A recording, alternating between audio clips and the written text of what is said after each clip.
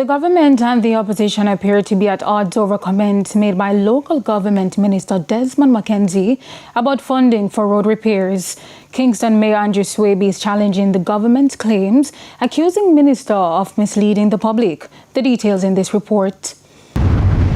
Speaking at a recent divisional conference on the weekend, Councillor and Kingston Mayor Andrew Swaby criticized local government Minister Desmond McKenzie over the reported $600 million allocation for road repairs. Swaby argued that greater clarity and transparency are needed regarding the allocation, insisting that Jamaicans deserve accurate information about the true purpose and distribution of the funds. Use big numbers to mess up the people in brain. Don't talk about 600 million each month like a one local authority get it. The KSAMC get roughly $85 million a month. And you hear him tell you in his sectoral debate, say, the first 2 months of the hurricane season, that money for road must clean drain. The mayor went further, challenging the government to explain whether the monthly allocation to the KSAMC is sufficient to repair the roads across the municipality. I want him to answer me directly. When you answer me, then I will know where you stand.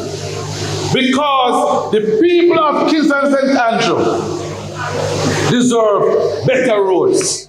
He called on the minister to answer the questions directly, citing the poor road conditions and the level of funding required to address it. They want me to say that the One Road Authority is the answer for all our road problems. I'm not going to say so. It has the benefits.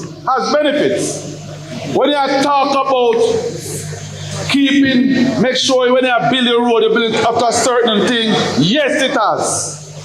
But I don't believe that the NWA should be the One Road Authority. It should not be far from the closest organization to you, which is the local authority. Anthony Atkinson, TVJ News.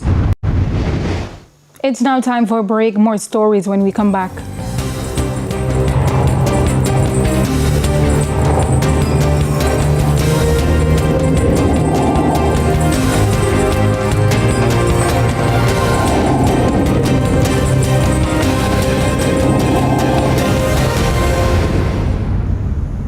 Welcome back to the Midday News. It's now time for the Business Minute.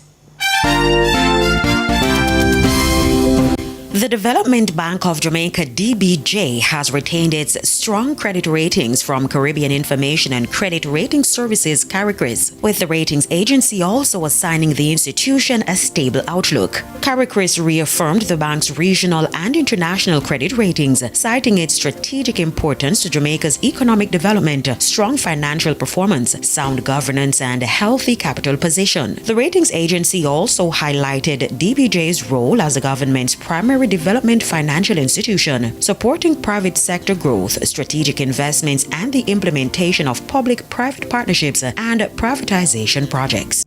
Further afield, OpenAI reportedly is in its early talks about possibly giving a 5% stake to the federal government. A recent funding round for the ChatGPT maker suggests the chunk could be worth more than $40 billion. A Financial Times story citing 2 sources says the conversations are in the preliminary stage. It says other AI firms could make similar moves as the industry faces scrutiny. The news comes after OpenAI CEO floated sharing some financial benefits with the public. And that's it for the Business Minute. I'm Carrie-Ann Simpson. Thank you, Carrie-Ann. And here's Alia Bryant with the top stories from around the world. In the region, the World Bank has appointed German-born Dr. Akeem Folk as its new division director for the Caribbean. Folk, who most recently served as country manager for Zambia, brings more than 25 years of experience with the World Bank. He will lead the bank's strategic engagement across the region, overseeing lending, development programs, and partnerships aimed at boosting economic growth, strengthening climate resilience, and supporting sustainable development across Caribbean countries. And on the international scene, fading hope and heartbreak in Venezuela. 1 week after 2 devastating earthquakes struck the country. Families continue to dig through the rubble with their bare hands and shovels, desperately searching for loved ones. Rescue efforts have been hampered by a critical fuel shortage, leaving heavy machinery idle.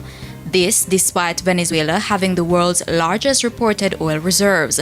Now the death toll has climbed to nearly 2,300, while thousands more remain missing.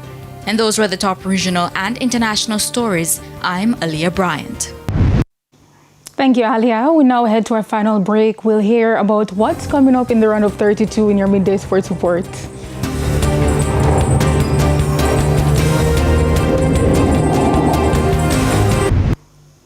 Jamaicans are being warned to brace for major shifts in the environment as climate change continues to reshape everyday life. Ali Bryant reports.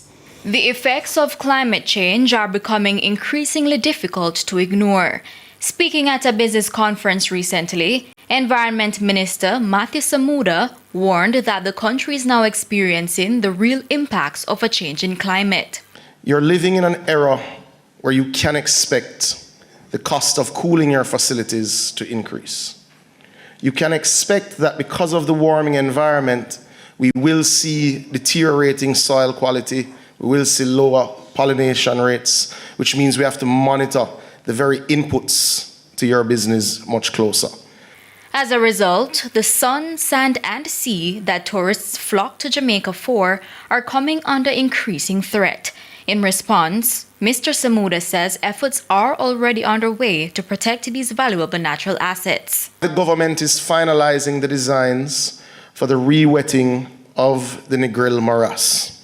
It is why the government will indeed complete the restoration of the Royal Palm Reserves in Negril, which is a phenomenal location which was set up in the 1980s to ensure that, yes, the beach is indeed beautiful, but carry your children and go and see species of birds and palms that literally are endemic to Jamaica and are nowhere else. It is why the government is taking a very serious look at not just declaring protected areas, but creating access for those who wish to study, those who wish to tour, those who wish just to have light leisure. In the same breath, he revealed that a major multifaceted project is now underway to help offset the environmental impact of the hundreds of high-rises, housing schemes, and other developments springing up across the Kingston and St. Andrew metropolitan area.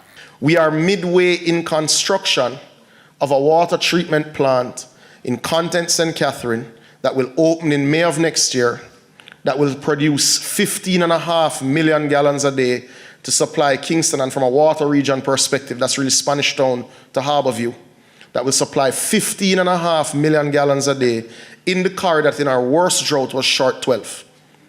So we are nearing water resilience in that area, which is the plains of Kingston, St. Andrew, and St. Catherine. Aliyah Bryant, TVJ News.